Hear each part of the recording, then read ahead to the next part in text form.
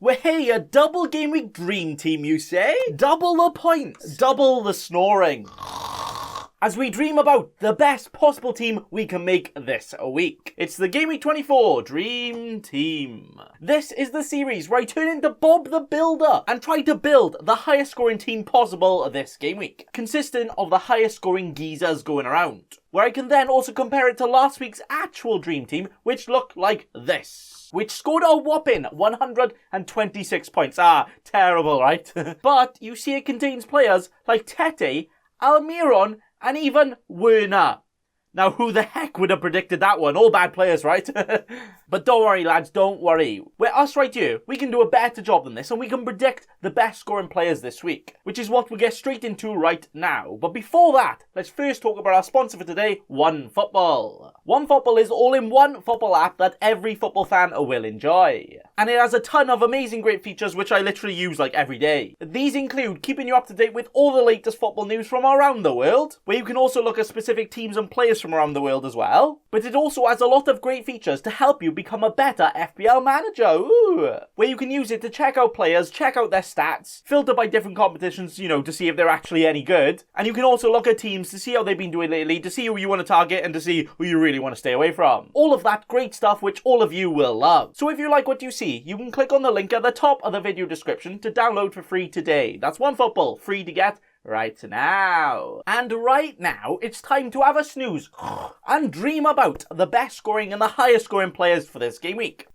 Spoiler alert, where most of them are double game week players. Like, that's not a surprise really, is it? But the man to start us off, and the man between the sticks, saving all the shots to get all of the points, but hopefully doing a good enough job to save my own prediction credibility, right? And that man is Nick Pope. He was the absolute king last year, scoring way more points than any other keeper. And this year, even when Brexit Burnley have not been playing too well at all, he's still up there, being the current second top scoring keeper out of anyone. But the best thing about Pope is not the fact that he's like 8 foot tall or overpowered in FIFA. It's actually that the way that Burnley play is actually the perfect scenario, actually mind, for any FPL keeper, as they always force low quality shots, where they often face a lot of shots, meaning the keeper has to make a lot of saves, but the defense is still good, so still a good chance of clean sheet there. So basically, the keeper gets all the saves, all the bonus, and all of those extra points. So this week, in this double, where he plays a poor Palace without Zaha, and then also a Fulham at home, he could very well get the double clean sheet there in the double fixtures for double arousal for anyone that owns him, including me, hey. Where you would say at least one clean sheet is very likely. So I would say he could well get all of the points this week, which is why he is the first gentleman to join us on our dream here. One day, lads, we'll dream a team that will actually score the most points. One day. But now moving on to the defence, where we have the solid brick wall of 4 defenders here. I don't know why I put all my hands up. That's a bit more than 4, Bacon Boy, alright? But don't worry, I'm not going to be too boring and select all double game week players. We have at least like 1 or 2 single game week players, alright?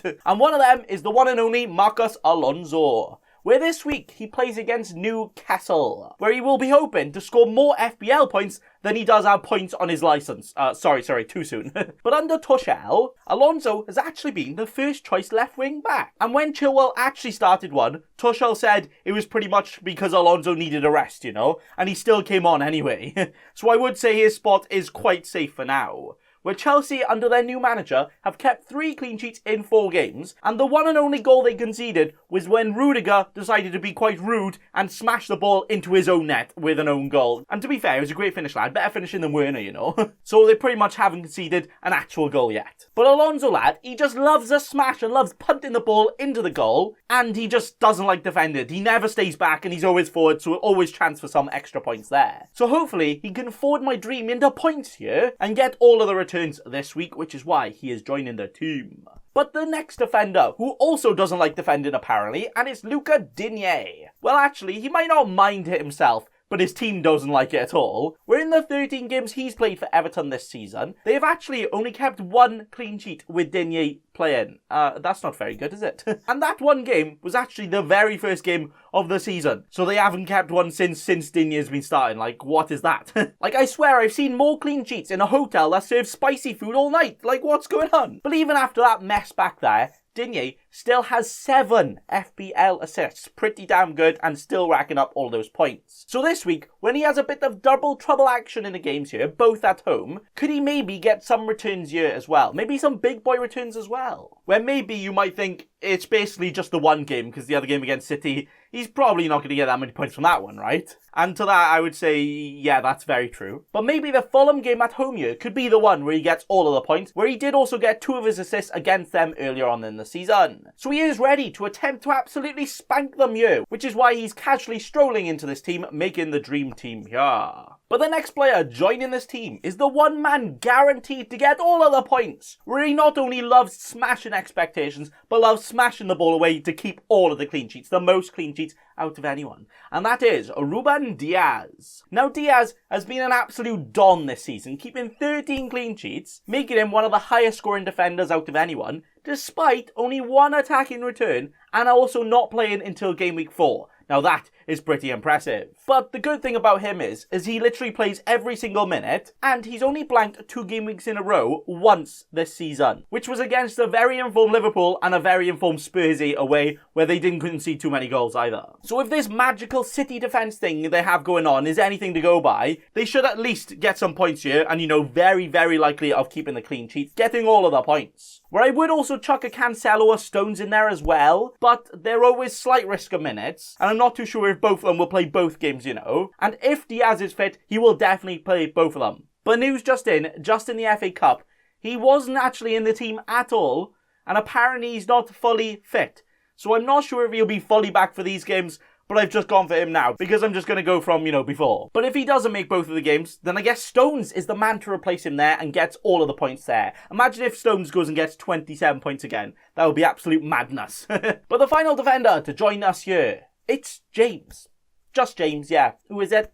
It's James. It's James Tarkowski. Now he is the same as the Pope man, where he has 2 very favourable fixtures for the clean sheet potential here. But what James can provide that Pope can't is that goal threat, where maybe you'll be hoping to be James Tar Lewandowski, where the last few seasons he has been a bit of a threat from corners, but he is yet to score this season. Can that change here? Where Palace and Fulham are actually some of the worst defence in the leagues in terms of conceding headed chances and chances from set pieces. So he could actually be a pretty good shout for a goal here. Which is why James, the James man, Mr. James, finishes off our defence in this dream. But now, moving on to the big boy hitters, or more hopefully, the big boy point scorers, where we are going to get some double trouble, double action players with 2 City mids right here. And those lads joining us are Raheem Sterling and Ilkay Gundogan. Now, thankfully, these top scoring fellas came off early in the cup and should be very well rested for the next game and hopefully play most of both games here. Where I have actually decided to opt for 2 attackers over 2 City defenders here just because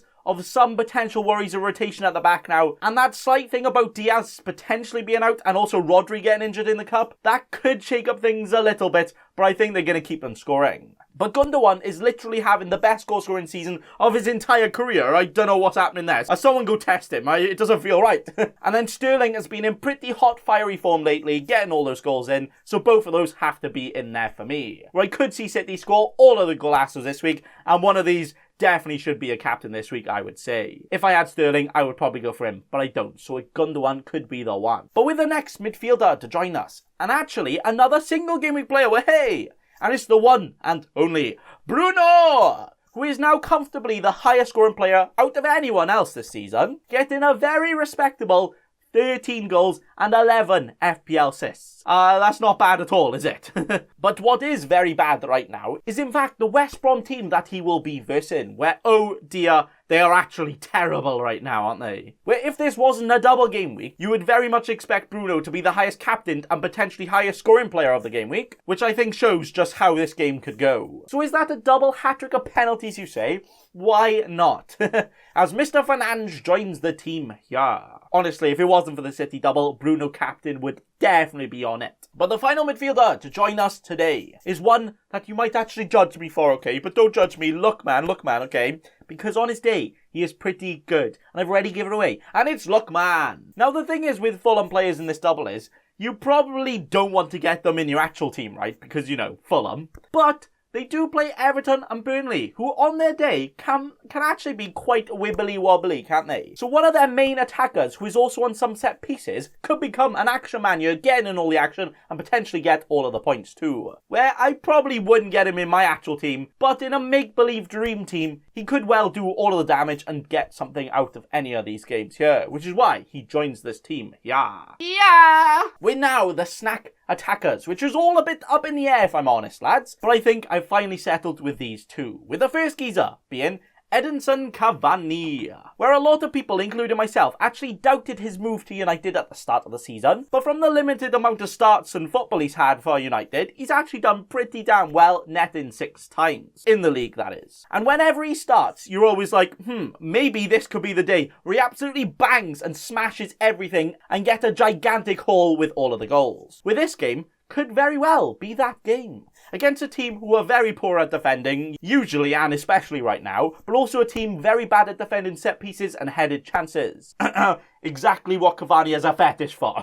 So I reckon easy points there, easy goals incoming, which is why Cavani has entered the team of dreams. And to finish it off, to finish the Gameweek 24 dream team, it's the one and only lad who is going to win the Ballon d'Or this season, alright? And that is Sir Patrick Bamford. What an absolute guy he is, though, who not only has, completely outdone expectations in the league so far, and all season really, but he also claims to captain himself in FPL and just has a laugh with it when he scores. So fair play, lad, good one. But with the attacking form of Leeds right now, and especially Bamford, playing against an Arsenal team that have a few slight injuries going around the team and have gone a bit flat in the last couple of games, I could very well see a couple of goals here. So I'm giving the FPL man himself a start in the dream team here, and the perfect man to finish off the team. And that is it for the Gameweek 24 Dream Team. Hey. The team completely built off of my dreams, trying to predict who will be the highest scoring players of this game week. Of this very special double game week, that is. And there we have it. Just a reminder that I should be live streaming tomorrow at some point, doing a live Q&A, answering all your questions and tinkering with my team just before the next game week, as we prepare and get ready to smash it this week. And hopefully you do too. But that is all. So thanks for watching, and remember... Don't be a cheeky scrub. Subscribe to Nathan Bacon right now.